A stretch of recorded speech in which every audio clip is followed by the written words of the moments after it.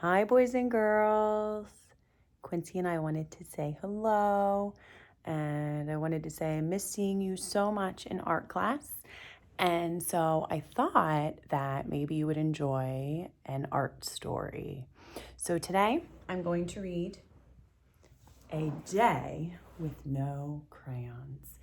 And you might not have crayons at home right now, so I thought that this would be a perfect story to share with you. And we're going to begin A Day with No Crayons by Elizabeth Roosh, illustrated by Chad Cameron. A Day with No Crayons.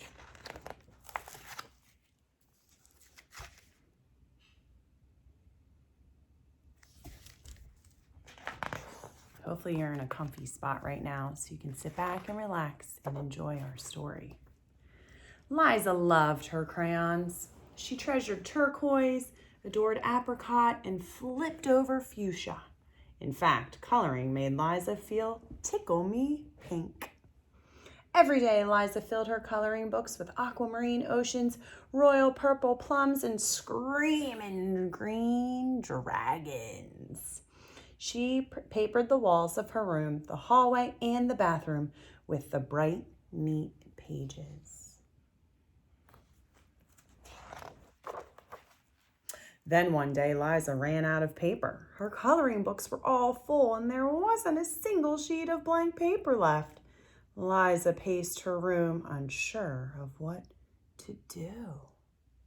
Until she discovered, right in front of her, one blank wall.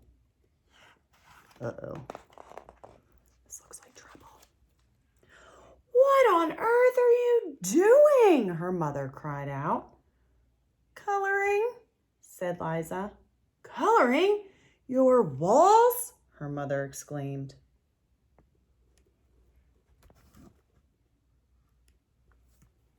Uh-oh. She snatched up Liza's crayon bucket. "No more crayons for you today."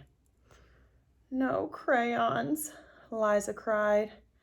"A whole day with no crayons." Wow, I would feel so sad. Liza shuffled to the bathroom, feeling blue, midnight blue, in fact. "A day with no crayons," she grumbled. She gripped the toothpaste crossly, squirting a blue-green streak across the sink. "Now look at the mess I've made," she mumbled, smearing it toward the drain. I spy a special masterpiece, Starry Night.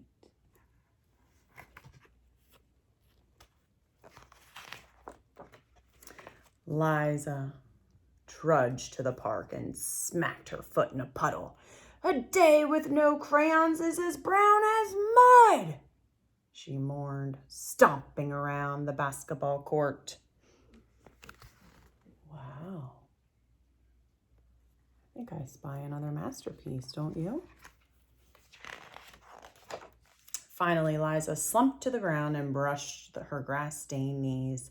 The green wouldn't come off. Liza leaned forward for a closer look.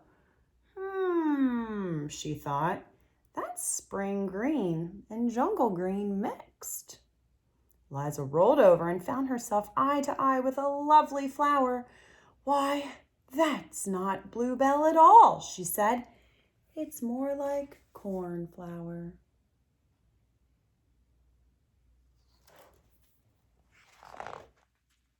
Liza yanked a nearby dandelion and crushed it in her fist. When she opened her palm, it glowed. "And this isn't dandelion yellow," she laughed. "It's more like laser lemon." Liza jumped up. "It's even lovelier than laser lemon." Liza mashed dazzling yellow dandelions on her cuffs. Then she squashed deep purple blackberries onto her pockets and rubbed brilliant tiger orange lilies down both legs.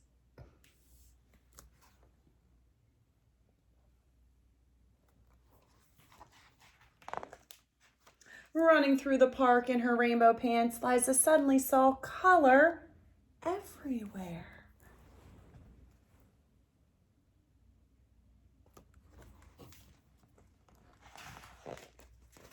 She dragged a muddy stick across the park, sketching a chocolate brown tree trunk with long stretching branches.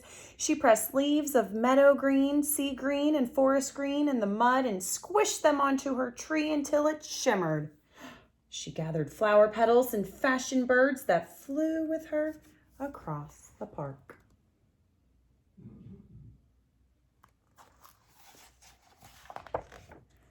As Liza left the park, she scraped an old red brick along the sidewalk, drawing a desert, some camels, then a whole caravan.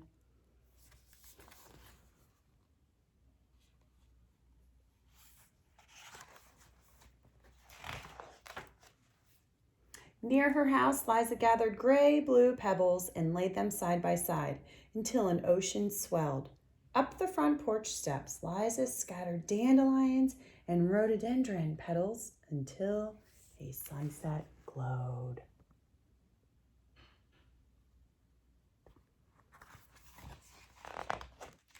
That night, Liza crawled in bed, arranging her pillows around her.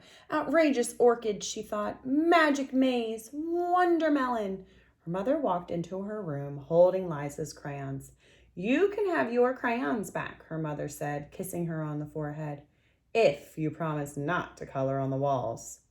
Liza eyed the crayons her mother held out to her. She smoothed the blankets on her bed and considered the coloring books spread out on the floor around her.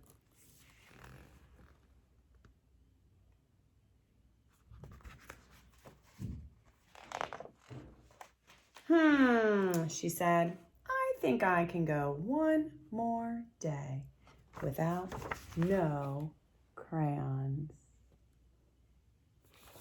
Wow, boys and girls, I really love this story because it shows us that we can be so creative with the beauty that is around us. So I want you to take some time and see how you can create a masterpiece without crayons, maybe even without paper and pencil.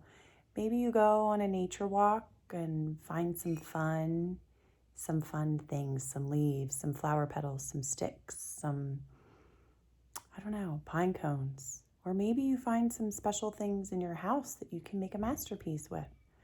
I can't wait to see your creations, and definitely stay tuned for more stories. Quincy, do you want to say bye?